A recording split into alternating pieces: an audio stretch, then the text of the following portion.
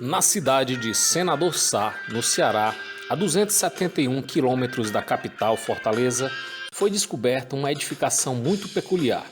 Foi usada na construção dessa edificação um dos processos mais antigos e complexos, chamado de construção em pedra seca, muito utilizada em muros de fortalezas.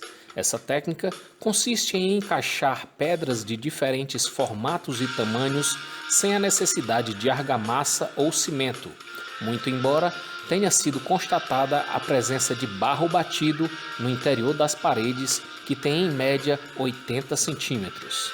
Mas algumas chegam a quase 1 metro e foram construídas sobre sólidos alicerces. Possivelmente foram feitas para resistir às ações do tempo e a possíveis ataques. Apesar do desgaste do imóvel secular, que não possui mais coberta e muito provavelmente teve boa parte das paredes soterradas, é possível identificar 2 grandes compartimentos ligados entre si por uma porta larga de aproximadamente 2 metros de largura. A localização da construção é privilegiada, estando ela na encosta do serrote da fazenda Olho d'Água dos Picos, de onde se é possível observar movimentações quilômetros adiante. Também há registros de que no local há uma nascente, o que serviria de abastecimento d'água para os que ali habitavam. As terras onde essa estranha edificação foi encontrada pertencem ao senhor Stanislau, proprietário da fazenda Olho d'Água dos Picos, distante 2 quilômetros da sede da cidade de Senador Sá. Não há registros de quando foi descoberta tal edificação, porém moradores da região próxima à fazenda comentam que seus bisavôs já falavam sobre o local, o que leva a crer que sabe-se da existência daquela construção rústica há pelo menos 200 anos, quando a região ainda fazia parte do grande território de Sobral, pertencente à província do Ceará. Esses mesmos populares afirmam que o local é mal assombrado e que é possível ouvir vozes e ver visagens se a visita ao prédio ocorrer no período noturno. A partir desses contos, passados de geração a geração, a população afirma que aquela construção curiosa em blocos de pedra teria sido edificada pelo diabo para albergar os seus escolhidos antes de levá-los definitivamente para o inferno, e por isso a nomearam como a Casa do Cão. Outros moradores, mais céticos, não creem na afirmativa de seus ancestrais e a chamam simplesmente de a Casa de Pedra. Mas afinal, quem teria de fato construído aquela estrutura tão bem feita? Para entender mais sobre o assunto, vamos voltar quase 500 anos no tempo. Após a assinatura do Tratado de Tordesilhas, que dividiu as terras americanas entre Portugal e a Espanha, a França não concordou e contestou tal acordo. Paralelo a isso, os franceses empreenderam várias invasões ao Brasil. Sabe-se que no ano de 1531, colonizadores franceses invadiram o território brasileiro a partir da ilha de Santo Aleixo, em Pernambuco. Estavam interessados nas riquezas do país, principalmente o pau-brasil, e lá ficaram de março a dezembro deste ano até serem expulsos pelos militares portugueses. Porém, o sonho de conquistar o Nordeste brasileiro não foi abandonado.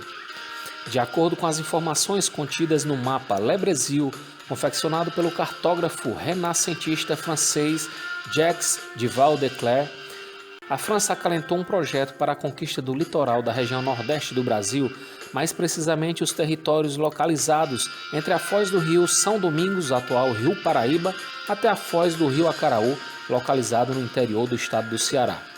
No referido mapa, figuram as armas do coronel-general do exército francês Philippe Strozzi, bem como apresenta diversas informações estratégicas, como a do auxílio que receberam de cerca de 10 mil indígenas, inclusive de tapuias, tidos como mais resistentes e agressivos, todos habitantes das ribeiras interioranas do Ceará e do Rio Grande do Norte. Conseguiu a cooperação dos nativos, lhes trazendo produtos europeus como facas, machados, tesouras, dentre outros.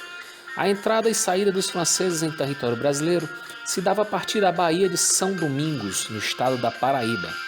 Os selvagens indígenas eram os responsáveis por cortar e transportar o pau-brasil retirado da floresta primitiva da região cearense até o local de embarque no litoral paraibano. Com o receio de serem atacados pelos exércitos portugueses, os franceses construíam fortes em regiões estratégicas, onde podiam visualizar a movimentação à distância com a finalidade de se organizarem contra um possível ataque. Esses fortes eram edificados com pedras calcárias e possuíam paredes reforçadas para que pudessem resistir ao poderio bélico lusitano. Para isso, utilizavam da mão de obra indígena na construção da edificação. As movimentações dessa rota em solo nordestino ocorreram até o ano de 1580, quando teve que ser abortado devido ao fato de que o coronel-general Filipe Strozzi, que comandava tais operações, pereceu no desastre militar da Batalha Naval de Vila Franca. Visto isso, percebe-se que a região onde a denominada Casa do Cão foi encontrada localiza-se dentro do território explorado pelos franceses.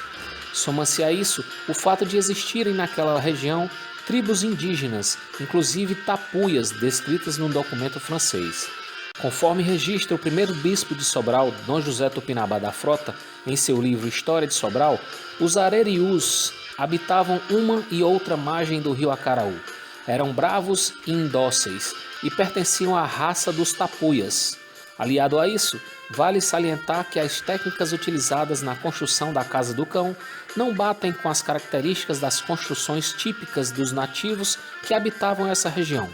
Por fim, a localização estratégica em que foi levantada a edificação, que permite uma visão ampla da região, além de possuir uma nascente de água potável.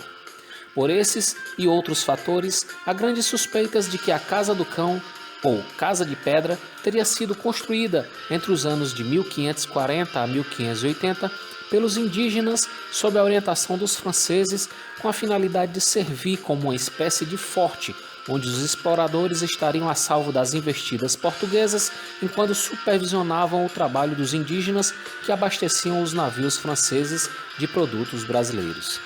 Apesar dessa explicação puramente técnica, a cultura lendária popular, que cunhou o termo Casa do Cão, ainda permeia a região e deu ao local um ar místico e misterioso, o que faz cada vez mais aumentar a vontade de visitar e conhecer essa tal Casa de Pedras. Bom seria se a administração pública da região se interessasse em preservar tal patrimônio histórico, desapropriando e reservando verbas para que fossem feitas pesquisas arqueológicas a fim de entendermos os detalhes que permearam essa edificação e aqueles que dela usufruíram, pois faz parte não somente da história da cidade de Senador Sá, mas sim do Ceará, bem como do Brasil.